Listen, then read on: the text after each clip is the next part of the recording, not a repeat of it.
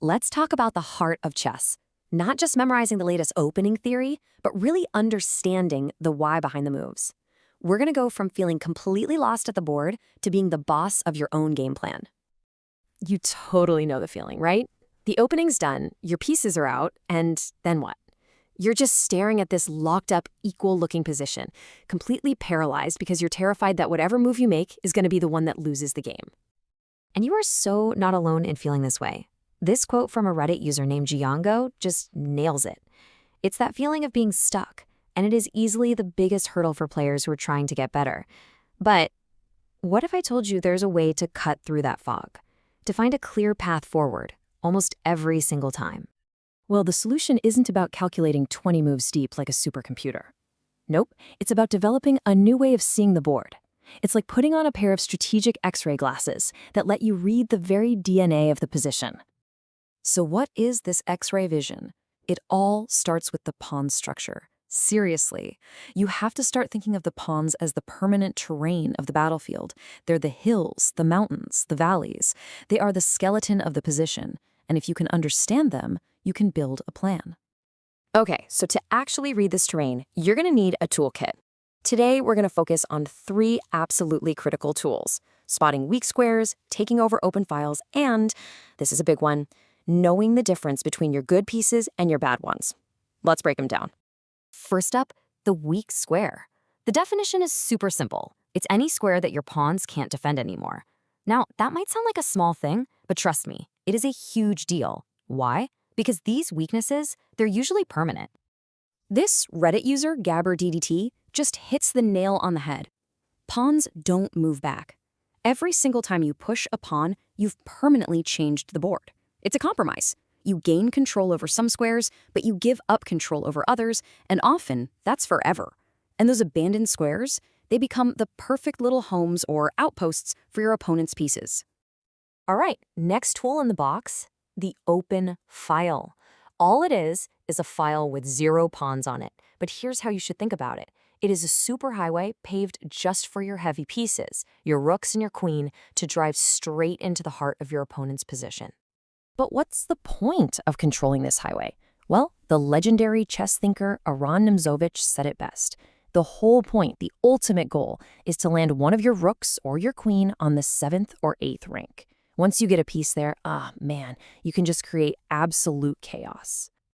Okay, let's grab our third tool, because this is where everything really starts to connect. That pawn terrain we've been talking about, it doesn't just create weak squares and open highways. It also decides how good your pieces are. And specifically, it can make one of your bishops a total superstar, and the other one, well, a glorified pawn. So what's the actual difference? A good bishop is one that gets to roam free on squares of the opposite color of its own central pawns. It's got open roads, total freedom. A bad bishop, well, it's stuck on the same color squares as its own pawns, constantly just bumping its head against its own teammates. It's basically in jail. And, this is a really important point from Reddit user Dr_Humsig. This isn't just a matter of opinion, like, oh, that piece looks active. No, it's a technical term, and it's tied directly to those fixed pawns we talked about. If your pawns are stuck on light squares, your light-squared bishop is the bad one. Simple as that. But wait, and this is super important. A bad bishop is not automatically useless. It's not a write-off. If you can sneak it outside of its own pawn chain, it can become an absolute monster. So please, don't just trade it off without thinking. The context of the pawn structure is everything. Okay, so we've got our toolkit: weak squares, open files, piece quality. But how do you actually put it all together to come up with a real plan? Well, that's where this next framework comes in, and believe me, it is a total game changer. The whole secret is to shift your thinking. You need to stop asking that one passive, kind of useless question, what should I do? Instead, you need to start actively interrogating the position, and the Chessmood 7Q method gives you the exact questions to ask.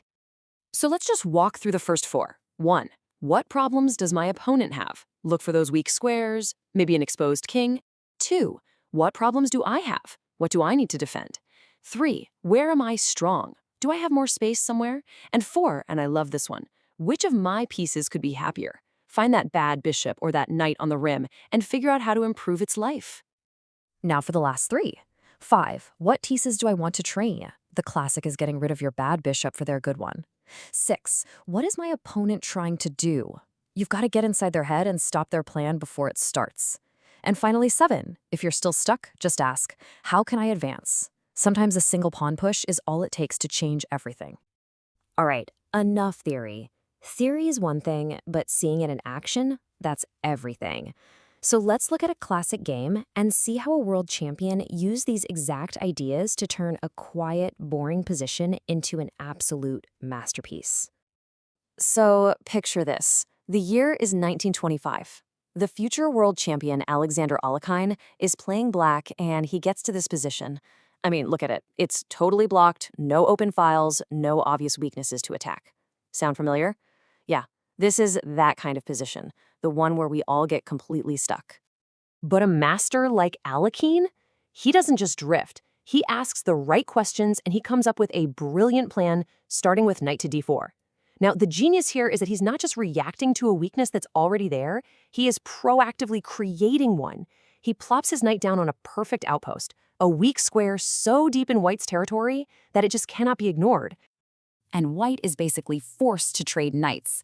But when Alekhine recaptures with his c-pawn, bam, the entire board transforms. In a single move, that totally closed position is ripped wide open, and now black has that brand new open c-file, that super highway for his rooks to invade. I mean, think about what just happened. One single strategic move, all based on understanding the pawn structure, took a dead quiet position and turned it into a winning one. That is the power of having a plan.